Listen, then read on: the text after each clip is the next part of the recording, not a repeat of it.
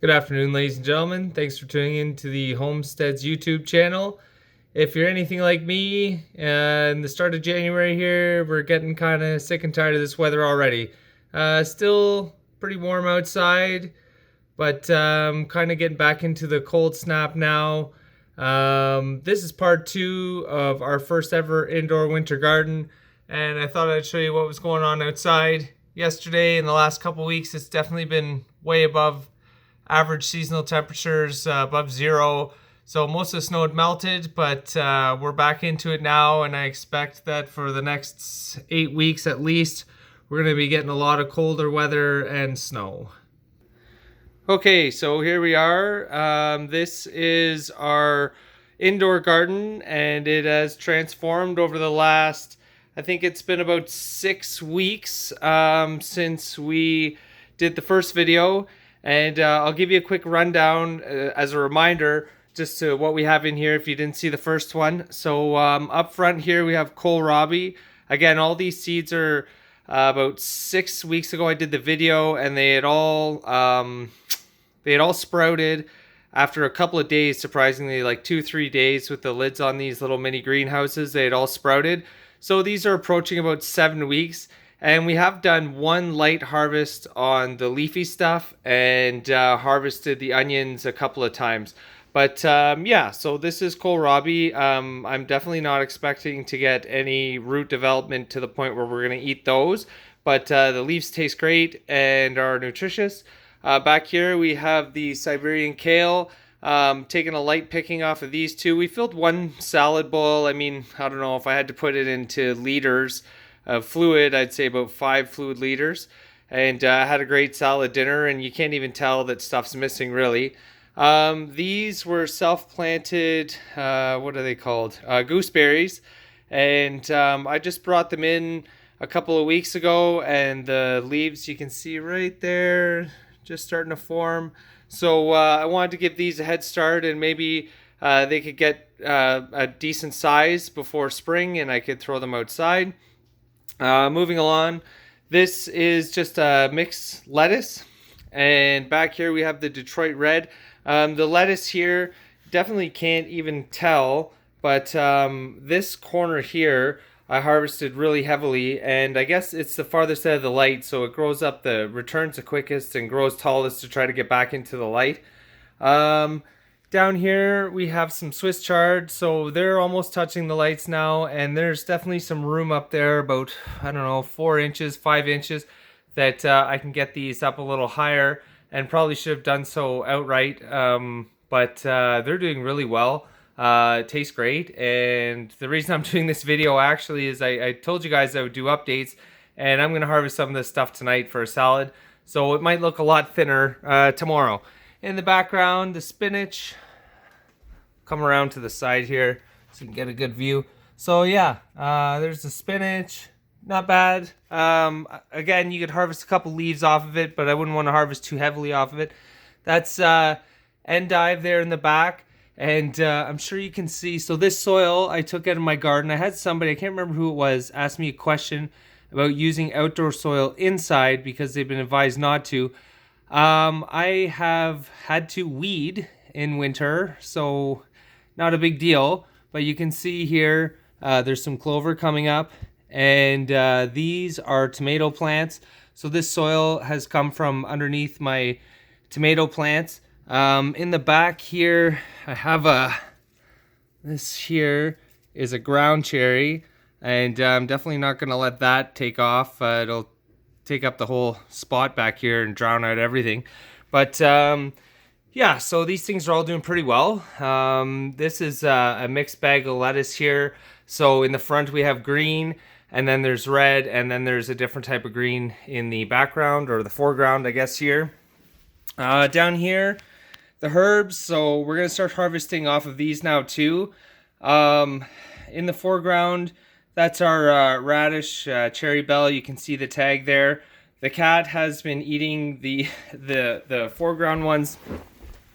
Again, you can see a little tomato here. You can see my piles of dead tomatoes. I've definitely pulled at least 100 tomato seedlings. So I'm gonna go out there in the early spring and take a couple more shovel loads from underneath the tomato plants instead of buying tomatoes or trying to grow them this year from seed. I'm just going to go out and shovel some soil into buckets and weed them, thin them as needed. And I'm sure that will give me way more tomatoes than I need. Here's another one in the background you can see poking through, stealing nutrients from everything else. But, once they're dried out like that down there, I'll probably just throw them back in a bucket and they can upcycle. But the spearmint back there, that's from seed. Definitely ready to be harvested. You can take little bits. I could definitely throw some of that on some meat and, grind it up and throw that on a meat, make some nice flavoring. Cilantro, which I mentioned before, is quite expensive. I had a little nip of that last night. Delicious. Tastes great. Better than the stuff I get at the store. In the background, the oregano, I kind of cheated. I thought that what's the point in trying to start this stuff from seed when I have these huge chunks of it growing out there? So I went out with a little spade and I pulled up just a chunk, and that stuff is really taken off and is definitely ready to be harvested. Some of that's going to go on tonight's dinner. The basil here as well, that's actually from seed. That's taken right off, is doing great and tastes great. You can see the thyme down there. That's done really well. I could have pulled some of that out of the garden as well, but I don't know. We use a lot of it, so I thought there's nothing wrong with starting some from seed and seeing where that goes. In the back, there's some rosemary. I don't think any of those took off. Those are older seed from the year we moved in here, so they were 4 years old, kind of nearing the end of their viability. The tarragon is doing quite well. You can see another tomato in there, but the tarragon's done well. These chives are a variety of garlic, and I did plant some seeds in there, but again, I was, what's the point? I have 5 or 6 bunches out in the garden that I could divide. So I grabbed the spade bit there and I pulled those off, and I've taken a couple of those. They taste great. In the background, well, maybe I'll finish the front here. So these onions are ones that the store-bought kind. You can see we've harvested a little bit, and they've grown back no problem. They'll normally grow back just in some water, but we've cut them back and they're growing back repeatedly, so that's a win. Some celery, that's a cutoff in the middle. Around it are seedlings. Same with this one here. And this is the ever-bearing onion. They're called bunching, excuse me. And those are the seedling variety of these kind over here that we've got from the store. And excuse me, last, this is parsley. So again, these seeds were quite old. The same with the rosemary. They're kind of what I started out with here as my first couple of herbs. And one of them actually sprouted, which you can see back there.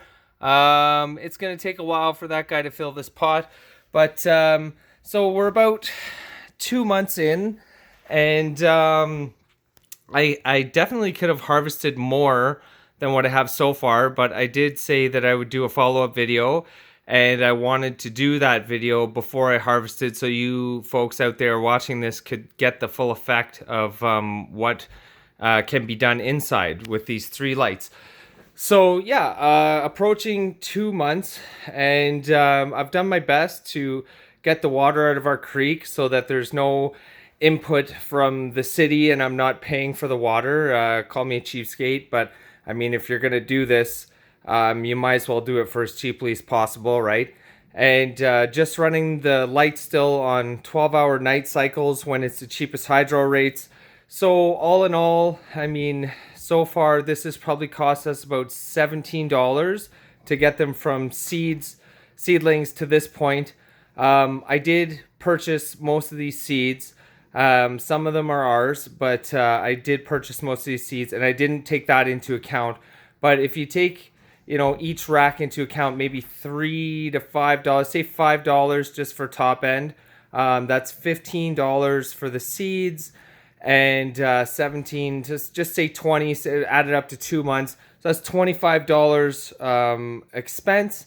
And yeah, I mean, we've harvested, I don't know, maybe $10 worth of food so far, and I'm gonna harvest another $5 tonight, and I could harvest another $5 tomorrow, another $5 the next day, and it would probably just thin these things out and give them more room to grow, and have the plants that are like, this Swiss chard here is really kind of overlapping itself now, and a good thinning would probably be beneficial to the plants back here. They're trying to gather some light, and again, I'm gonna bring these lights up today. But yeah, that's it for today. Thanks a lot for tuning in, guys and girls out there. I really appreciate the support I'm getting on the channel. The numbers are just continuing to erupt, and I honestly was wondering if I'd ever get to this stage. There's over 1,000 followers now, subscribers now, definitely more than 1,000, and that's great. I mean, if we're helping anybody, influencing anybody out there, which at this point I know we are, that has been my goal. And if we've assisted you at all in growing some food and maintaining a healthier lifestyle, lowering your carbon footprint, all that stuff, that's exactly what we're here for. That's exactly what we're trying to do.